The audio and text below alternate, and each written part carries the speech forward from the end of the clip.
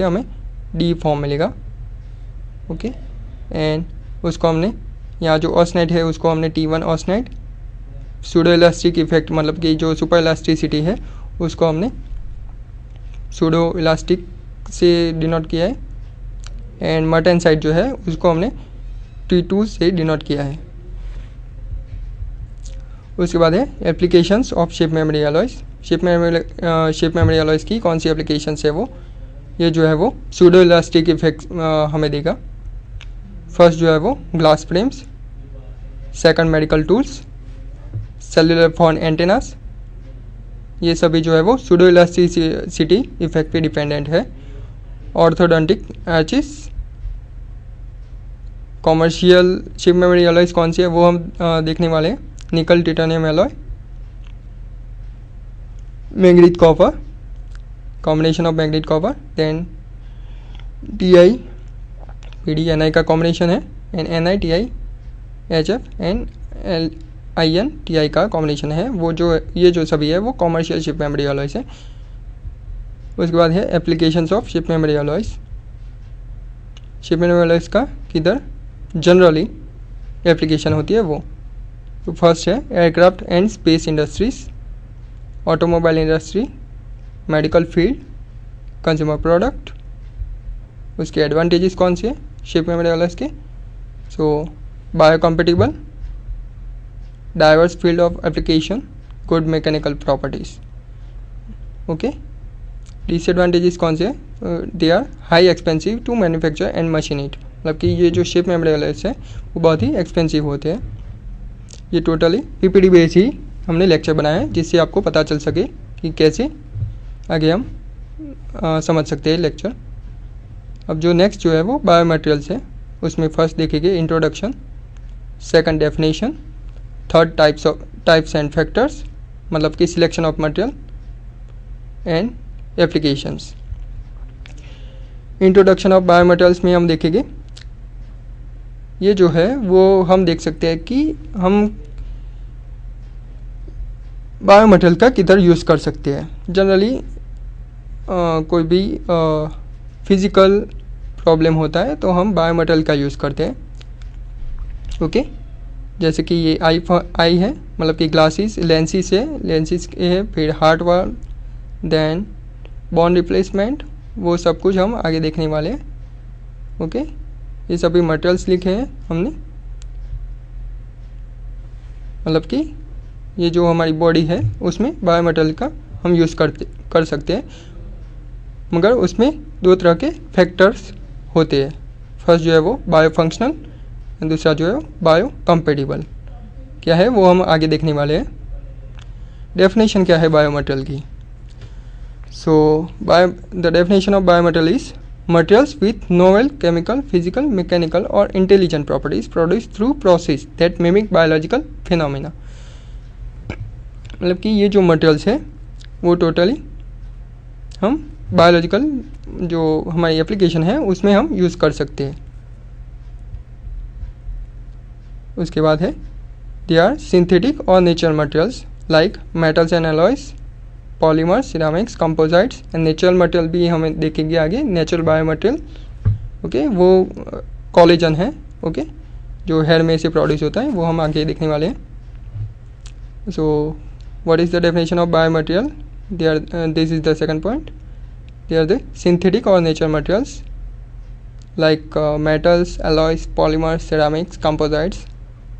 They are used to replace part of living tissues in surgical technology। मतलब कि जो surgical technology है हम उसमें ये लिविंग टिश्यू हम कैसे रिप्लेस कर सकते हैं वो हम देख सकते हैं, मतलब कि उसका यूज़, उसकी एप्लीकेशन हम ले सकते हैं। टाइप्स ऑफ बायो मटेरियल्स कौन से है, किस तरह के बायो मटेरियल्स होते हैं, तो फर्स्ट जो है वो first metals and alloys, second polymers, ceramics and composites। metal and alloys, polymers, ceramics and composites, they are the types of biomaterial। so जैसे कि हमने आगे बोला था कि जैसे कि हमें ये जो बायोमेटल्स है उसको हमें फिजिकल मतलब कि बॉडी में अप्लाई करना है, तो बॉडी में अप्लाई करना है तो उसके लिए हमें उसकी दो तरह की फैक्टर्स देखने पड़ेंगे। फर्स्ट जो है वो बायो फंक्शनलिटी एंड सेकंड जो है वो बायो कंपेटिबिलिटी। बायो फंक्शनलिटी में क्या है कि मतलब कि हम यहाँ फंक्शनल परफॉर्मेंस देखेंगे। ये जो हम मटेरियल यूज़ करने वाला है बायो मटेरियल, उसका फंक्शनल परफॉर्मेंस की तरह हम देखेंगे। फंक्शनल परफॉर्मेंस मतलब कि कैसे, मतलब कि जैसे कि हम बायो मटेरियल का यूज़ करते हैं, तो ये जो बायो मटेरियल है ओके, उसको हमने जैसे कि हार्ट में अप्लाई किया है, या तो बोन में रिप्लाई किया है, मतलब कि नी जॉइंट, मतलब कि जॉइंट रिप्लेसमेंट करते हैं उसमें हमने अप्लाई किया है, तो उसमें कोई तरह की कोरोजन नहीं होना चाहिए, मतलब कि जो डीऑक्सीडेशन नहीं होना चाहिए, वो हम कह सकते हैं। डीऑक्सीडेशन है, फिर उसका लचीलापन बढ़ना जाए टाइम से, ओके, तो ये सब हम देखते हैं। उसके बाद है बायो कंपेटिबिलिटी।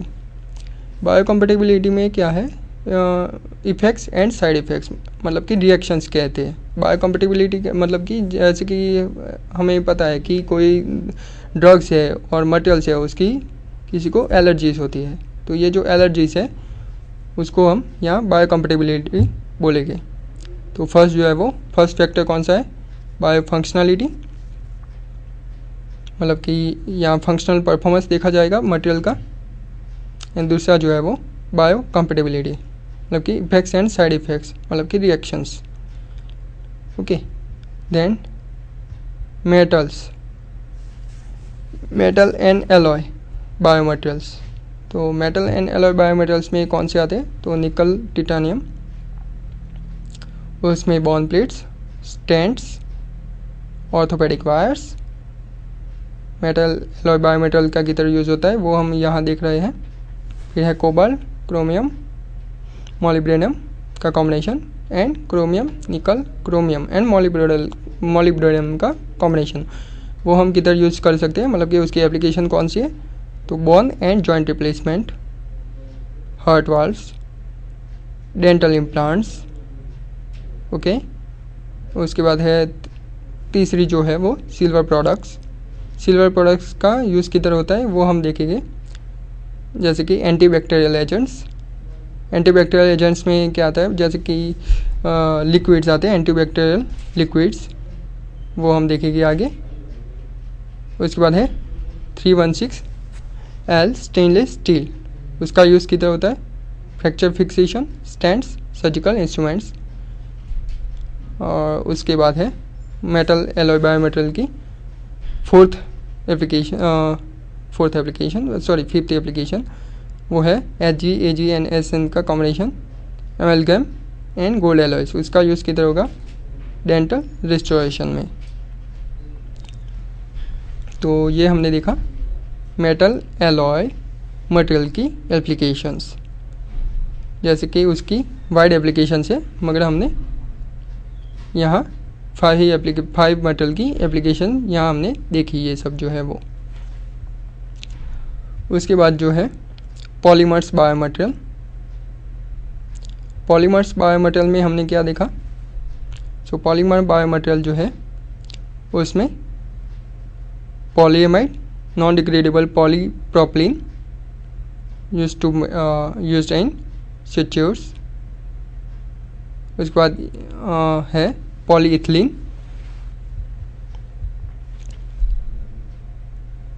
पॉलीइथिलीन का जो यूज़ होता है वो जॉइंट रिप्लेसमेंट में होता है।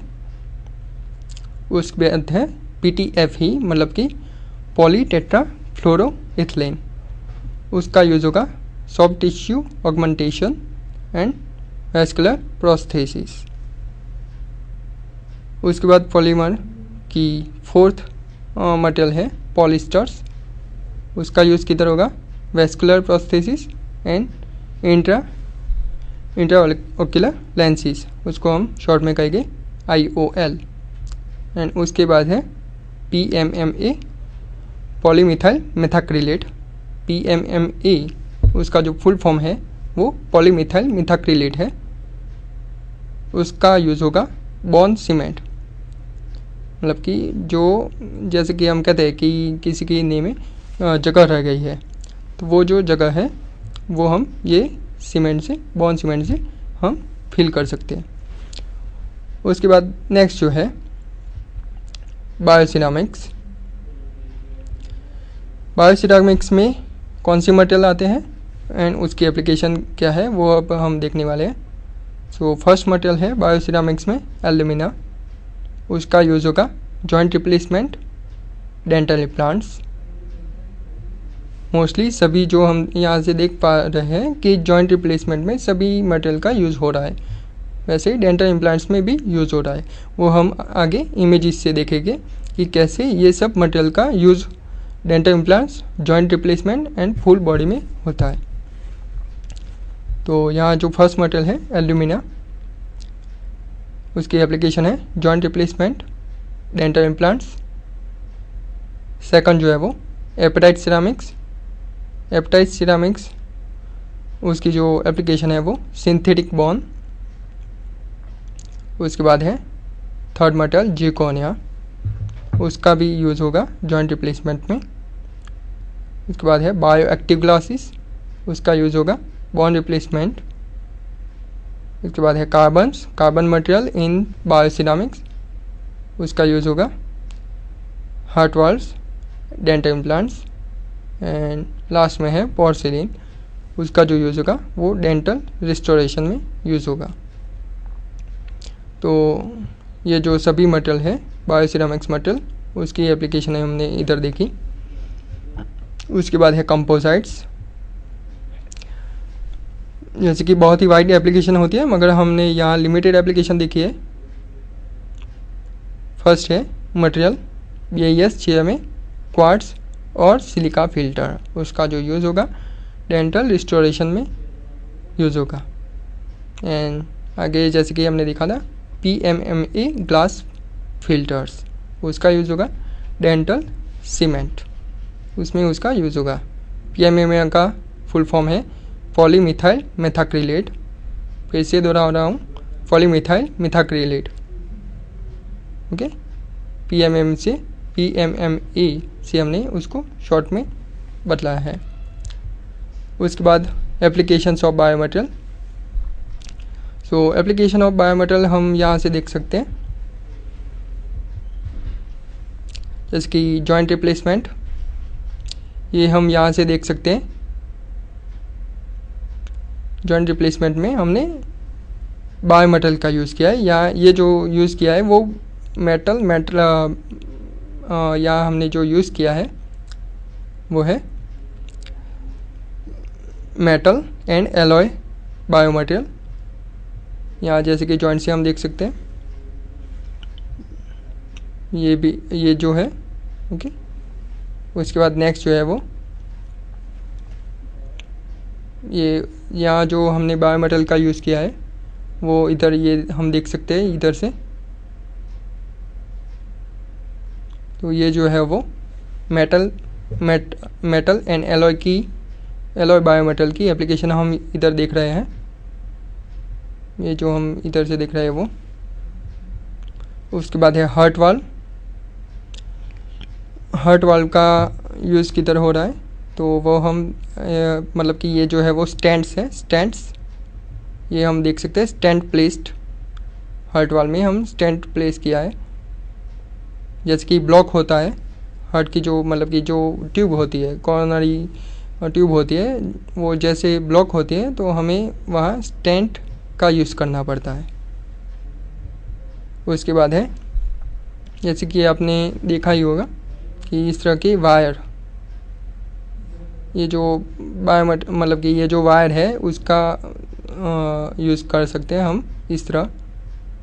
ओके, उसके बाद नेक्स्ट वाल में हम यूज़ कर सकते हैं, उसका यूज़ हमने इधर किया है मेटल एलॉय बायोमेटल का। उसके बाद है जॉइंट रिप्लेसमेंट जो है वो हम ये यहाँ से देख सकते हैं कि ये हमने यहाँ इसका यूज़ किया है। उसके बाद ये जो हमने बताया है ये पॉलीमर की एप्लीकेशन है। फिर आगे हमने देखा था एंटीबैक्टीरियल एजेंट्स, तो एंटीबैक्टीरियल एजेंट्स में ये सब आते हैं, ये सभी जो है वो एंटीबैक्टीरियल एजेंट्स हैं। ओके, उसके बाद जॉइंट्स में कैसे हम यूज़ कर सकते हैं वो हम देख सकते हैं इधर से। नेक्स्ट जो है आगे डेंटल में कैसे, डेंटल एप्लीकेशन में कैसे हम यूज़ कर सकते हैं पॉलीमर का, वो हम यहाँ देख सकते हैं। ये जो है वो सभी पॉलीमर की एप्लीकेशन है ये सभी, एंड मेटल एलॉय का एप्लीकेशन है। ओके, ये हम यहाँ से देख सकते हैं। उसके बाद है सर्जिकल इंस्ट्रूमेंट में मेटलिक एलॉय का यूज़ होता है। उसके बाद है जो दांतों के बीच जगह रहती है तो उसको फिल करने के लिए सीमेंट बॉन्स मतलब कि डेंटल सीमेंट, बॉन्ड सीमेंट का हम यूज़ कर सकते हैं इधर। तो ये है। उसके बाद ये जो है वो पॉलीमर का यूज़ है, मतलब कि आई ग्लास मतलब कि लेंसेस में इसका यूज़ करते हैं। ये जो सब तीनों जो एप्लीकेशन है उसमें पॉलीमर का यूज़ हो रहा है। जो तीनों एप्लीकेशन हम दिख रहे हैं उसमें पॉलीमर का यूज़ होता है। और आई की जो भी एप्लीकेशन हो, मतलब कि आई ऑपरेशन है तो उसमें इसका यूज़ होता है। उसके बाद है पॉलीमर की दूसरी एप्लीकेशन। इस तरह हम ये जो यहाँ से देख सकते हैं वो पॉलीमर की एप्लीकेशन ये इस तरह देख सकते हैं। और उसके बाद है फिर से सेम पॉलीमर का यूज़ इधर हम देख सकते हैं। उसके बाद है नेचुरल बायोमेटल में कौन से आते हैं? They are derive from animal and plants, मतलब कि एनिमल एंड प्लांट्स में से हम नेचुरल बायोमेटेरियल फाइंड कर सकते हैं।